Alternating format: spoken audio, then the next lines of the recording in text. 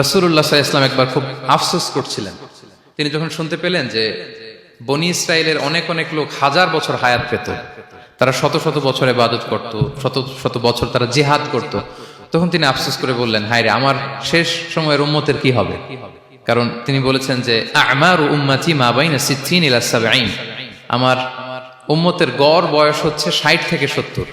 ওয়া আকাল্লুহুম মান ইয়াজুজু যালিক, খুব অল্প সংখ্যক লোকই এর চেয়ে বেশি হায়াত পাবে। রাসূল সাল্লাল্লাহু আলাইহি ওয়াসাল্লাম যখন দেখলেন যে শত শত বছর হায়াত পেয়েছে বনি ইসরায়েলের লোকেরা, বনি ইসরায়েলের ওরা শত শত বছর জিহাদ করেছে, তো আমার উম্মত তো 60 বছরে তার হায়াতই শেষ, 60 থেকে 70-এর মধ্যে তার জীবনই শেষ, তা আমার গুনাহগার উম্মতের কি হবে? রাসূল সাল্লাল্লাহু আলাইহি ওয়াসাল্লাম খুব আফসোস করছেন।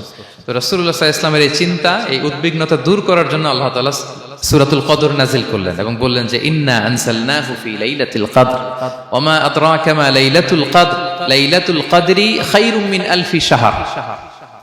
লাইলাতুল কদর, এই কদরের রাতটা হচ্ছে এমন রাত যেটা খায়রুম মিন আলফি শাহর, হাজার মাসের চেয়েও সেরা।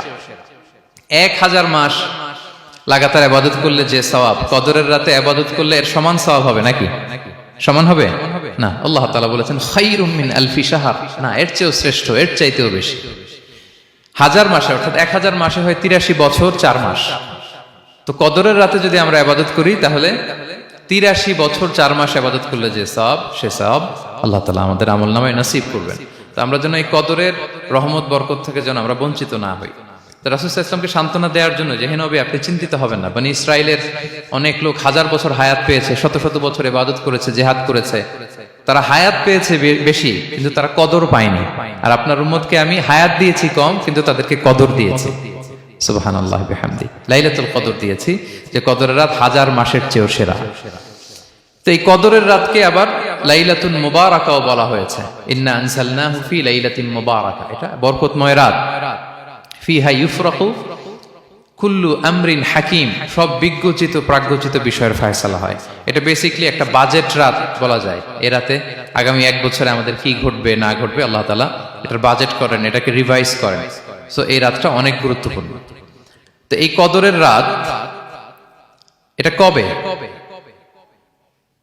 এটা স্পেসিফিক ছিল, মানে সুনির্দিষ্ট ছিল। রাসূল সাল্লাল্লাহু আলাইহি ওয়াসাল্লাম আমাদেরকে জানাতে চেয়েছিলেন কবে, কিন্তু রাসূল সাল্লাল্লাহু আলাইহি ওয়াসাল্লাম জানাতে পারেননি। সহিহ বুখারীতে এসেছে যে রাসূল সাল্লাল্লাহু আলাইহি ওয়াসাল্লাম খারাজান নবী সাল্লাল্লাহু আলাইহি ওয়াসাল্লাম লিয়ুখবিরানা বিলাইলাতিল কদর। উবাদা ইবনে সামিত রাদিয়াল্লাহু তাআলা আনহু বলেন, রাসূল সাল্লাল্লাহু আলাইহি ওয়াসাল্লাম আমাদেরকে জানাতে বের হয়েছিলেন যে কবে কদরের রাতটা। ফাতালাহা রাজুলান মিনাল মুসলিমিন, হঠাৎ মুসলমানদের মধ্য থেকে 2 জন ঝগড়া লাগলো, তর্ক লাগলো আর কি। রাসূল সাল্লাল্লাহু আলাইহি ওয়াসাল্লাম হঠাৎ করে ওই ঝগড়ার দিকে খেয়াল করলেন, ওইদিকে খেয়াল করে ওই তারিখটার কথা তিনি ভুলে গেলেন। ফারুফিআ, রাসূল সাল্লাল্লাহু আলাইহি ওয়াসাল্লাম বললেন, আমার হৃদয় থেকে, অন্তঃকরণ থেকে এটাকে উঠিয়ে নেওয়া হলো। এখন আমি মনেই করতে পারছি না এটা কি 23 না 25 না 27 না 29, আমি মনে করতে পারছি না। এজন্য রাসূল সাল্লাল্লাহু আলাইহি ওয়াসাল্লাম বলেছেন যে তবে আমি এতটুকু মনে করতে পারছি, ফালতামিসুহা ফিল আশরিল আওয়াখিরি ফিল বিত্রি, রমাদানের শেষ দশকের বেজর রাত্রিগুলোতে তোমরা কদর তালাশ করো। বেজর রাতে যদি তোমরা কদর তালাশ করো তাহলে এই কদর সুনিশ্চিতভাবে তোমরা পাবে। Be a part of our vision. Do listen and share the khair.